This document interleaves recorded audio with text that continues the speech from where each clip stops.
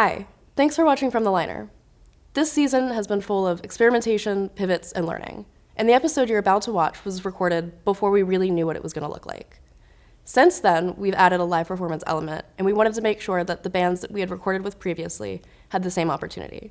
This is one of those episodes, so please make sure to stick around to the very end for a From the Liner live studio session. There's a fine line between experimenting for the sake of experimentation and then experimentation like with a purpose. How would you define the difference between those two? I think just making sure it still sounds good. But what does that mean to you though? Hey, welcome to From the Liner. I'm Bailey Tyler, and we are coming to you today from Studio 478. And I am joined today by Charalambos Asimakopoulos from Orpheus The Animal. So let's talk about that. Kind of how long have you been in the band? When did the band start? Kind of just give me a little who's who. Yeah. It started with me and Andrew. We've cycled through a couple different bass players and guitar players and different people in the band. But the current rendition that we have has been active since 2024. Yeah. The name started as just Orpheus because it was an art alias that I had. I was like doing a lot of painting and art, and I had this idea to because I was writing songs in like 2020 till now, and I wanted to combine all that, like my actual ability to paint and draw, with my ability to make songs. So I wanted to release them all as like NFTs. So it's like I would be painting the album artwork. It would be just like a cool piece that I had, and then having the song together with that. So it started as like an Cool. art project. No, that's so like what the idea was that like the art and the song would kind of be its own little combined. That's awesome. Yeah, like a Renaissance project. And then I met Andrew in 2022 at a party, and we just started talking, and we both said that we made music. So we sent each other some stuff and like just loved what each other had created. And he was like, we should make a band. And I was like, well, I already have some songs written. And so we kind of, we started from there. He helped a lot with the name. Like he came up with the name. Cause I wanted to like still have Orpheus involved. So he was doing a bunch of research, and he found like a bunch of old paintings. And one was called Orpheus Among the Animals. So we were like, why don't we just change that to Orpheus and the Animals? And then we ended up dropping the S just because it's kind of cooler, I think. Yeah. It's more of like a trope kind of. I mean, obviously Orpheus, Greek mythology. Mm-hmm. So I know that you said that was like one of your kind of names for like your artist. So kind of why Orpheus? Well, because he had a lot to do with like, I'm Greek, so it like tied into my heritage, but like with the mythical lore, like he was like a demigod and like made like a lot of beautiful music. And because I know like like Apollo and some other gods were like directly more known for that, but he was like kind of like a more human / god that did that. So I thought that was really cool. It can kind of seem a little bit egotistical because he's like a god of music, but I do think the music I write is good. So yeah, no, like brag about yourself a little. Everyone should be allowed to be proud of the art that they make. Like I think that's, for me at least, the hardest part of creating is being proud of it. Yeah. I think it's like my philosophy on it is kind of just like, if you don't like it, like why are you doing it? You know, if it doesn't make you happy, like you should be the first person that you're the first person to hear it and to make it. So like you should like it. Like I will never put something out that I don't like or think isn't very good. So I respect that.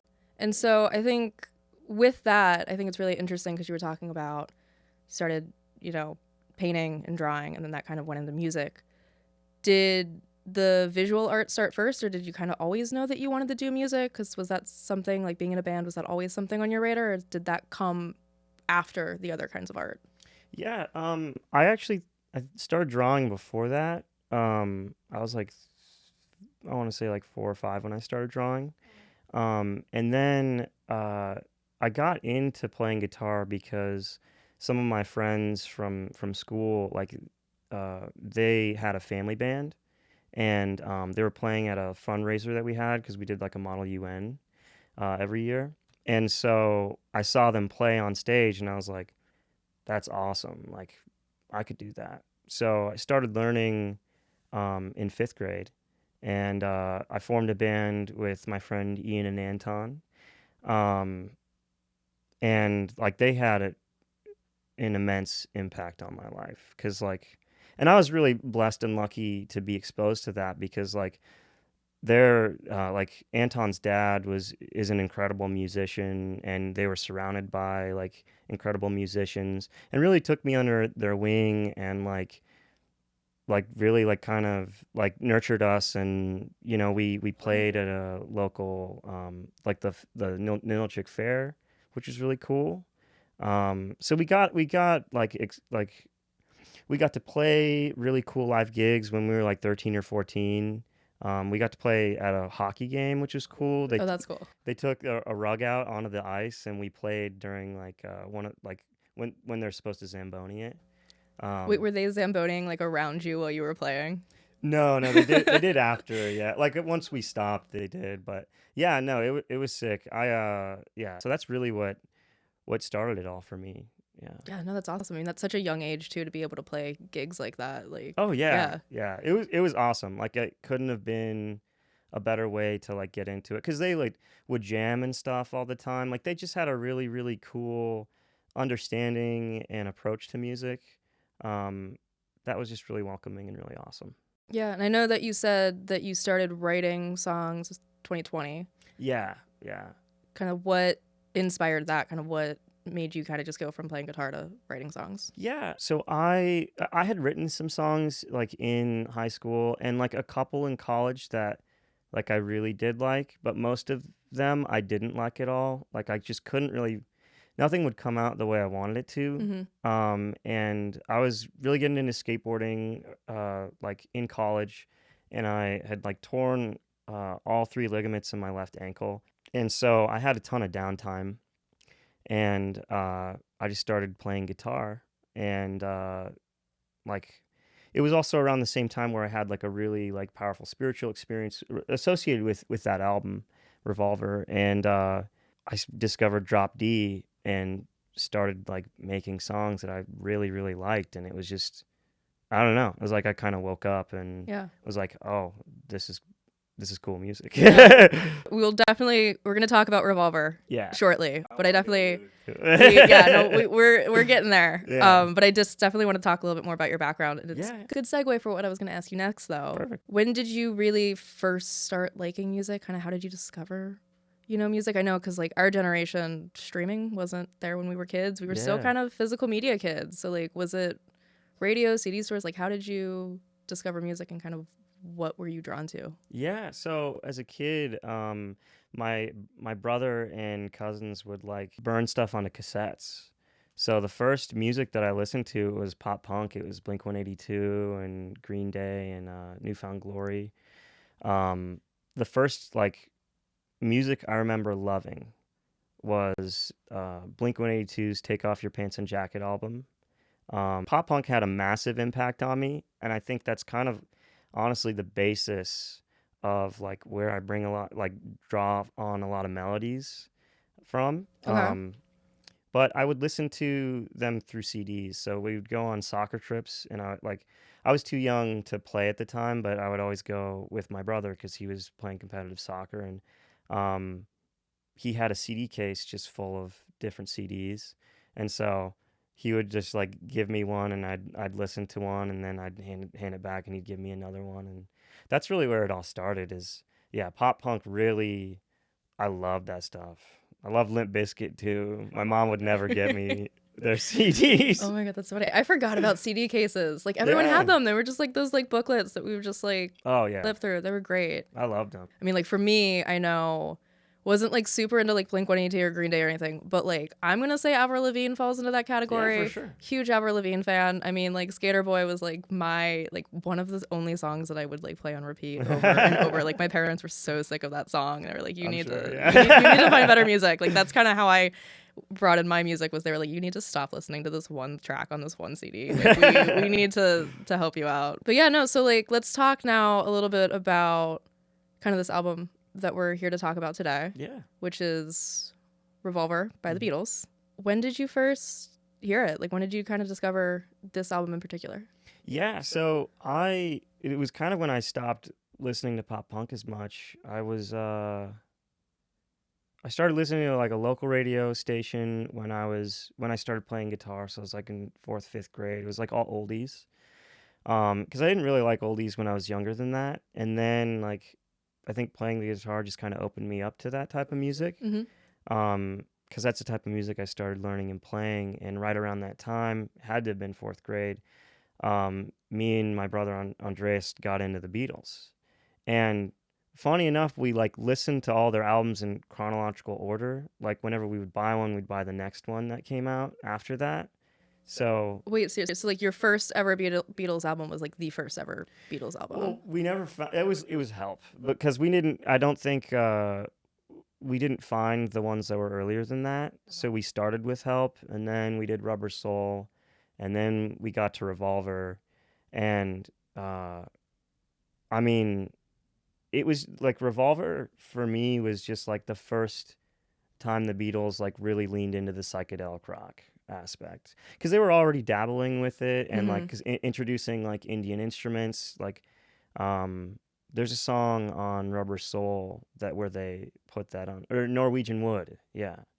And that was kind of like their first little step into like making and pioneering psychedelic rock, which was super cool. Yeah, no, I mean when this came out it was like monumental. Yeah. I mean, so to be totally honest with you, had never actually listened to this like top to bottom before you kind of said that this was what we're going to talk about. I'd heard obviously a lot of the songs on it. Like you can't, I don't think, exist in 2025 and not have heard Yellow Submarine or like Eleanor Rigby. Yeah. But like it was cool. It was a trip, and like it was a really fun discovery that like, you know, here in 2025, I'm like hearing a Beatles album for the first time. Yeah. Like all the way through. So that's awesome. Thank you for that recommendation. Yeah, for sure. Yeah. I'm glad you got to do that. One of the things that like I do want to talk about it that you mentioned is like how it is this like psychedelic rock, and the way that kind of doing some research into this in the making of this, like the only reason that this album really became what it was they hated the script for the third movie that they were being pitched. And so they turned down making their third feature. Because of that, they had 3 months that they were supposed to be working that was free. And so in those 3 months, that is when this album kind of was incepted and kind of concocted. And so everyone except for McCartney got really into LSD at that time. Yeah. And then McCartney didn't want anything to do with it, but he got really into avant-garde art. And so that is like when you do the research on this and look it up, it's LSD and avant-garde art is like the inspiration behind this album. And it was just 3 months of them just doing that. And then they went into the studio and they made Revolver. Yeah. Well, the first song I remember hearing from that album was Taxman. And like, I just remember the solo on that song, like, was just so aggressive, and like, it was unlike any solo I've ever heard. So it just kind of like got me thinking about like, I don't know, the different ways that they like incorporated new sounds, like, because I ended up bringing a lot of that stuff into my music. Like there's like they do like an up strum on I'm Only Sleeping, where it sounds like kind of like harp, like it's like when I wake up early, and so it all like there are like 4 songs that really kind of like just like that I love from that album that really like got me into that. What are the ones that stand out to you the most on this? Yeah. Obviously, you just said Taxman and I'm Only Sleeping. Yeah, and then She Said, and And Your Bird Can Sing, that one as well. And Tomorrow Never Knows. So that song had a really big impact on me. I had like a really important like spiritual experience like around the time of 2020 that kind of like just kind of reset me, and like was the beginning of me writing new music that I really liked and really sounded good. And Tomorrow Never Knows was kind of the backbone for that, which was really cool. So that's really why this, like, not only the fact that like, you know, the Beatles meant so much to me through my childhood and shaping my music taste, but it also like shaped my songwriting and like had a direct impact on like a transitional period in my life where I actually started making music that like I genuinely loved and was really excited about. Tomorrow Never Knows. That's probably the like one of my favorite Beatles songs ever. It's the most psychedelic Beatles song I've ever heard, or psychedelic song I've heard in general. And that one, I think they experimented the most with like these like bizarre recording techniques. Yeah, it was also the first one they recorded for this album. I don't know Which is if you knew. crazy. Yeah, which is Yeah. like wild that is they started there. They were like, we're just gonna do this one that's got like everything else that we're doing on this entire record. Yeah. We're gonna like consolidate it and put it into this one song, and that's how they started making Yeah, that it's record. so cool. And it's just one note the entire Yeah. time, but it sounds great. But you would never know. Like you never get bored listening to it. It's one of the songs that I kind of went back to over and over while researching this interview, just because like there's always something new to hear in it. Yeah, like all the weird bird noises and stuff. Yeah. And I like how at the end it like fades out with that like that piano like ding ba dum bum bum bum bum bum. Yeah. And I don't know whatever that like it sounds like this fanfare weird like the you know I don't know what that is. I don't know what that is. Yeah, I mean, well, because so much of the way that they recorded this album was, I was reading an interview and their recording engineer was talking about how literally going into it, the Beatles were like, we do not want any instrument to sound like that instrument. The whole point is that if we have a piano, it's not going to sound like a piano. If we have a guitar, we don't really want it to sound like a guitar. Like, let's see how we can just make noise, like make different and make unique noises. Yeah. I mean, let's talk more about some of the songs that you like, because we talked about Tomorrow Never Knows, and I know that you mentioned She Said, right? It was one of the ones that you kind of talked about. Yeah. What about that one stands out to you? That one, I just love it. They have so they used Vox amps, which is like I have the same well, it's not the same because like the ones from the 60s are like they just are built a little bit different. And all amps that are older kind of sound a little bit different, but it had and I think they used a 12 string on it too, which is really cool because I play a 12 string and I run it through a Vox amp. So like it has such a unique and distinct sound, and it's like because you don't really like there are guitar chords in it, but you most of the song is like a guitar riff along with like a bunch of these rich vocal harmonies and stuff. So like I don't know, it felt like really like there was like a lot of freedom, a lot of stuff was happening independently of one another, but like it just came together in such a cool way because like there isn't another song that really like a lot of the songs from Revolver, like there aren't a lot of other ones that sound like that, which is really cool. Mm-hmm. So like I don't know, and it just felt good to listen to. It just like I just love that song. So those are the things that I think drew me to it. I don't know if you can remember, because I don't know if I'd be able to answer this question if somebody asked me, but like as a kid, do you remember what your like standout song on this album was? Tomorrow Never Knows. Yeah. Oh, it always was. Yeah, it always was. I remember hearing that and just being like, what the fuck is that? Just like, it was awesome. Yeah. Because, I just never, like, I listened to, like, Jimi Hendrix Are You Experienced after that, too. And, like, that one had a huge impact on me, too. But I think, I mean, just, like, the structure of it was really short, too. And, like, it didn't really change all that much, but it was still such a good song, and like it was just so different. Like it was super experimental, but in like a really good way, because I feel like there's a fine line between experimenting for the sake of experimentation and then experimentation like with a purpose, you know. How would you define the difference between those two? I think just making sure it still sounds good. But what does that mean to you though? Yeah. Well, like, I mean, like experimenting with like rhythm or like different effects that you can apply to like melodies, or like I think non-traditional melodies, or just mixing and combining stuff, you know, but like making it make sense. Like there are people who make like fusion music, but where it's like two completely different songs put into one, Mm-hmm. where like doesn't transition very well, and you can tell like these are completely different songs that are just kind of put together. They're completely different genres. I think for me, it's like the best way to do that tastefully is like to blend them to where like you can't really, it's hard to place what genre it is because it's affecting the entire song, you know, and it's not like just like, oh, the bridge is going to be like EDM, but the rest of the song is like psychedelic rock, you know? Yeah. The coolest, for me, the coolest way to do that is to like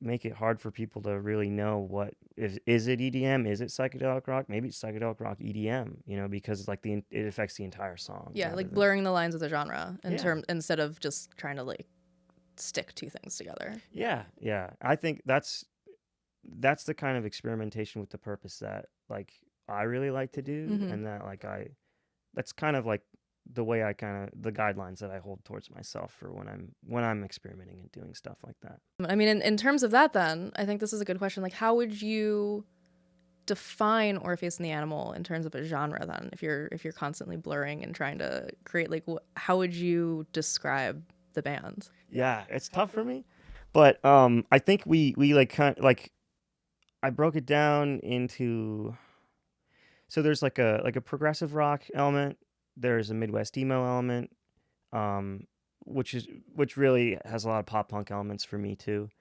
And then there's like a soul element, and a folk element. I'm pretty sure. Yeah. And so like it will either be like more rooted in one of those, but it will still like combine the others in a way, or like, so I think the main three genres is definitely folk. Uh there's definitely like pop punk Midwest emo. And then like I don't know. It's so hard for me to explain because it goes back and forth between two. It's like I would just call it psychedelic folk Okay. because those are like I'm playing with an acoustic 12 string or an electric 12 string, um, and I'm taking a lot of like psychedelic effects from like the Beatles and classic rock and that I really love, Yeah. and fusing that together, but with like a new modern twist where it like the melodies have roots in pop punk and Midwest emo and um, yeah. Yeah. Let's dive more into that then. So like obviously Revolver, Beatles, big influence in terms of like folk, pop punk, Midwest emo, like kind of where do you draw inspirations for those? Yeah. So for folk, Fleet Foxes, like 100%. That's a massive one. There's some Animal Collective stuff that, like some of their, like You Could Win a Rabbit. That song that has like it's so colorful and vibrant, and like that's something that I love and that I took from that and was like, I want to make like high fidelity, rich and like colorful music. Um, so Fleet Foxes, Animal Collective, American Football, and then like honestly a lot of Newfound Glory. I listened to them again recently, and I went through their albums, and I realized like there's a lot of melodies that they use that like like that are in some of the stuff that I do. So it's like um, trying to think what else. Then like psychedelic rock, like Pink Floyd, Led Zeppelin, even though that's like psychedelic blues, but they also had a ton of really, really awesome folk stuff. Trying to think of any others. I think those are like the main influences from those genres. It's interesting too because you only have 2 songs on streaming right now. Yeah. And so it's fun to have this conversation because like I haven't seen you live yet at all. So I only have these 2 songs to go off of, and like I definitely saw the influence from Revolver. I kind of do want to ask you that question first though, is kind of where do you directly see the ties between, and I mean it can be your music as a whole, but obviously I can only really speak to Summer and Fine Wine that you have out on streaming. Yeah. But kind of where do you see that direct tie? So with Summer, like that strumming pattern, the brong thing that they do in the beginning of I'm Only Sleeping, is like a huge part of the strumming pattern that I made for that song. It's like like a huge part of like the rhythm too. So that directly. Let me think. and just the vocal harmony aspect, because like all the vocal harmonies that the Beatles did like made a huge impact on me, and like that's like vocally that's what I want to do, and like it's what Andrew was also interested in too. And Andrew, like, that's another thing I need to talk about too, because he's had such a huge impact on how these songs have been shaped, because he's a jazz drummer, and he does like he's the songs, like after I would write chords and vocal harmonies and melodies, like he would take it and shape it in a different way, because when we'd take it and we'd play it, like he'll find like a like a drum beat or a drumming pattern that just like will either change it or make it better. um and I think just in general for both the songs, just how the Beatles did musical harmony, Mm-hmm. because like I want to have like rich vocal harmonies, and the vocals to be treated as like another instrument as well in the songs. So those are, yeah, I think those are directly the ways they've influenced it. At least Revolver for sure. Yeah, no, I mean, it's funny, the first time you said that strumming pattern, I laughed because it's in my notes. Like, that was the first thing going through this album the first time. I was like, that opening of I'm Only Sleeping is like Yeah. identical to both of those songs. It's openings. cool, right? It's Yeah. so cool, and it's so like And no one does it. instantly. No one does it anymore. And like it's just you can do so many cool things with that. It's so welcoming. It Yeah. really does. It has this like open-ended feeling that's kind of just like bright and like invites you into the Yeah. song, and it's just like, hey, come on in, like hear what's about to happen. Yeah, exactly. And I think that really stuck out to me. I enjoy what you said about the vocals. I want to go back and listen now, because like that's something that now that you've said it, I'm like, ooh, I hear it. Yeah. For me, I think especially the song Summer, kind of you have those birds chirping. You've got like a lot of just like production value and layering to it that feels very storytelling. Yeah. That I thank think you. that like a lot of Revolver has. I mean, definitely Yellow Submarine, obviously. Oh yeah. Plays with that a lot. I would also say that She Said also plays with that a lot, in terms of just kind of it does a lot of storytelling with instrumentation more so than it does with lyricism. Yeah, absolutely. And I definitely hear that a lot in Summer. Oh, that's awesome. Thank you so much. I appreciate that. There's so many details to it, like both songs. I mean, and I wish I had more to have listened to.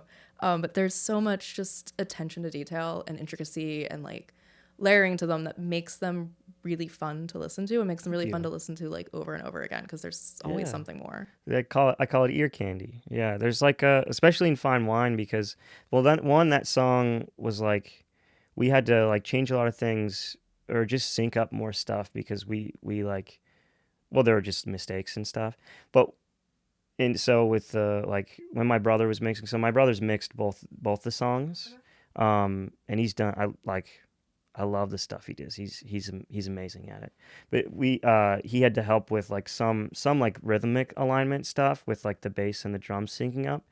But what was cool about it is the way we recorded it is both the drums and the bass and the guitar in that song, like they're all doing things independently of one another at different times, and it all comes back together in different ways. So like, I mean, I've listened to that song probably like 300 times. Just because, like, one, I had to listen to it all the time to, like, listening to us, like, mix it and stuff and try and get volume levels right. But, like, yeah, there's so many different things in it, especially rhythmically. Like, I don't know, that you'll hear, like, every time that you listen to it, if you're like, really, like, paying attention to it, there'll be something new, which is awesome. And that's kind of like all I could really ask, is that, I can make something that, or we can make something that people can listen to over and over again and like appreciate and really love. Yeah, no, of course. I think it's really interesting that, like, I know I've mentioned it multiple times now, but like, you only have 2 songs on streaming, and like, understand life gets in the way, especially when you don't do this full time. Like, obviously it's hard to get a band together, and especially you were talking about how like it's such a collaborative process, like everyone does have a say in the song, so it makes it even harder because you need everyone together to get that done. But to kind of tie it all back to the Beatles, Revolver was never meant to be played live. Most of your songs are played live, they're not recorded. So kind of where where do you see like the benefits and the faults of that? Yeah, well, directly, like, we can't do all the vocal harmony stuff that we do in recording live. Um, I mean, we probably could, but it would take a lot of time and a lot more practice. Like, improvement movement, they're like the perfect example of kind of the way I would ideally like things to go. They have beautiful, rich Mm-hmm. vocal harmonies. Like, their songs are very unique, but also have like beautiful, simplistic aspects to them, and they can play all the parts of what they do from the recordings live. And yeah, that's definitely like an issue that we have, because like the way we play it live is very different than how it's recorded, what it sounds like recorded. But I think there's also something like really fun to that, because like, like, you can get two different experiences. Like, what I care most about is that the recordings are going to sound exactly how I ideally would want them Mm-hmm. to, you know? Where we do as much, like, it's as rich and as full and as, like, ideally, however we would want it to sound. And then live, like, we can, I mean, the goal would be to make it sound as much as we can just like it. But, like, you know, I think it's the way we have it structured right now, it's limiting, and we can't make it exactly how it sounds right now. Yeah, I think there's something in there though that you said in terms of like it is a different experience, Yeah. and so it kind of does incentivize the fans to be like, you want to see this band live because Yeah. it's gonna sound different. Oh yeah. Well, another local artist that does this too is Strumbrush. Like, their albums, like, the last album I listened to that they released was like really folky and really cool, and all their live stuff is like super heavy. Ooh, But it's sick. It's a really cool contrast, So like, that's fun, yeah. that's really fun. So like, that's something that we also need to experiment more with, because like, I think right now with all the members that we have, our live vibe is like way more like dancey and fun. So, which is different than the recorded feeling. So we gotta figure that out. But either way, like, it's it's still really fun. I mean, I have a blast. People seem to have a blast. So like, it's nice to give two different experiences. But ideally, I would like to make it as true to the recordings as we could. I think that would be sick. Yeah. Yeah, no, that'd be awesome. You only have 2 songs that have been, released. So kind of why only 2? I know that you have more that you've made. What's really been delaying it is the conundrum with Spotify and their updated terms and services. To all the rest of you artists watching, don't do it. Just take it. Like, we have to find a new platform. We have to find a way to make money. Man. Yeah, like, we don't make money anymore. go to live shows, buy the merch. Exactly. I mean, I don't know if we'll ever return to making albums and like physically making albums, because no one owns anything anymore. Unfortunately, we're all like, this is a subscription based. That's true. I don't know. I think that's interesting though. I think I see a trend of more physical media though. Like, I definitely see, I hope so. Yeah. like, I mean, Atlanta alone, there's so many record stores. There's like a handful of new ones that have popped up in the past like 2 That's years. I see a lot of bands that I'm going to their shows. They all have CDs for sale now. Like, we're That's kind cool. of returning back to like this tactile, we want to own it because we Yeah. don't want somebody else to own the rights or whatever, that Yeah. all these streaming platforms are doing, where it's, I don't know. I see a trend. I'm hoping that the trend continues, that it kind of goes Yeah. back to that. But It would be nice. Yeah. Because then, because the way everything's structured is artists are more incentivized to make singles and not make albums. Mhm. Because, like, that's how you get traction through all these different platforms, is by releasing a single and continuously getting more and more eyes on each single, and then growing your fan base from there, in conjunction with in tandem with social media and stuff. But yeah, it would be sick to go back to the physical Yeah. aspect of, like, because albums are like, it's like a giant story. It makes way more sense. it's how it was originally intended to be consumed. And Yeah. also, like, even not only is it just a story, but like when they were on vinyl, like you had to figure out, okay, well, when do we flip it over? When does the story have its little intermission? Like, you know, Yeah. there was so much more detail to it. And I think to tie it back to the Beatles, I think what they used to do with singles was really interesting because their singles would never be on the album. They would be stuff that was recorded in the same recording sessions. So for Revolver, it was Paperback Writer and Rain was the AB yeah, single. Rain's amazing. I didn't even hear that song until like 3 years ago. Yeah, it's not on the album. Yeah. Because the Beatles were like, why would we have somebody buy a song twice? Like you're gonna buy the single and then you're gonna buy the album, so why would you pay for the same song twice? And so their mindset was like, let's, give them different stuff, which I think is interesting when we think about today when it's all just singles and then you're only buying the album or even buying the album, you're just streaming that one single from the album and then there's just filler songs on there that, Yeah, exactly. And it's like, what's the, I don't know. Because I don't know.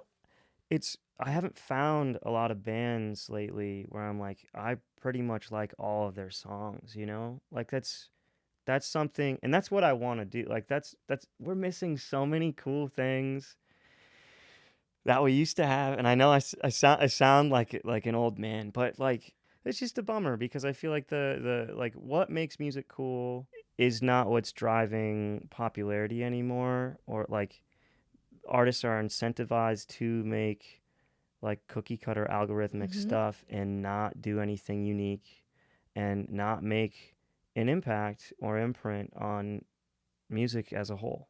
Yeah. And that sucks. I think that's lame. It is. And I mean, I think that's why it's so cool and it's so inspiring to me, at least, that like there are people like you, like your band, that are out there doing cool creative stuff that's unique, it's interesting, and it's like genuinely creative. Thanks. And I think music has lost its creativity. It's lost that touch of like, this is a creative process. This is something that's supposed to like communicate a feeling and a vibe to somebody, other than just like, this is scientifically catchy and like this is what's going to make people listen. And like it's cool, it's inspiring that Atlanta alone just has like great music like that Absolutely. All right, last question. If you had to cover one song on Revolver, what song would you cover? Ooh. And then vice versa, if you could have the Beatles cover one of your own songs, what song would you like the Beatles to cover? It would be between She Said and I'm Only Sleeping. Because I don't know. I think it would definitely be between those two, just because like Tomorrow Never Knows, I feel like that one, that's just, I think it's perfect the way it is, and I don't really want to, I don't know. I've never really thought about covering that one. I just think that's fair. Yeah, I think it would be between She Said and I'm Only Sleeping. And then for us, I don't know. So we have we have a couple songs, like some of the songs that we haven't released yet, but that are like almost done. I think it would be really, really cool for them to cover a song called Again that we're gonna release. It has like more of like a like upbeat, like there are elements of like progressive rock in it with like the rhythm, and like cool strumming patterns that make it like, it's not math rock at all, but like there are parts that I admire from math rock that are in it that make it really cool. So it would be sick to hear them do something like that, like something more rhythmically different. Yeah. Yeah. Well, thank you so much for taking the time to talk with me today. Thank you for having me. Great conversation. Awesome. I really enjoyed it. And thank you again to Studio 478 for letting us use their space. Thank you. If you guys liked the way that this sounded, it was recorded here. So if you like the sound of this, you should definitely check out Studio 478. Well, Bose, thank you so much for this conversation. It was great. Do you want to tell everyone where they can find you and listen to your stuff online? Yeah, absolutely. So on all streaming platforms, we're Orpheus and the Animal. Use the and sign because it will make more sense because that's how it's like spelled on there. So it'll be easier to find. And then for socials, our Instagram is at Orpheus the Animal. And I'm going to make a TikTok. It will probably be Orpheus the Animal. Like, they should all be the same. But those are the ones we have so far. And it's on, like, pretty much every streaming platform you can think of. But we're just not going to put any more stuff on Spotify because you know why.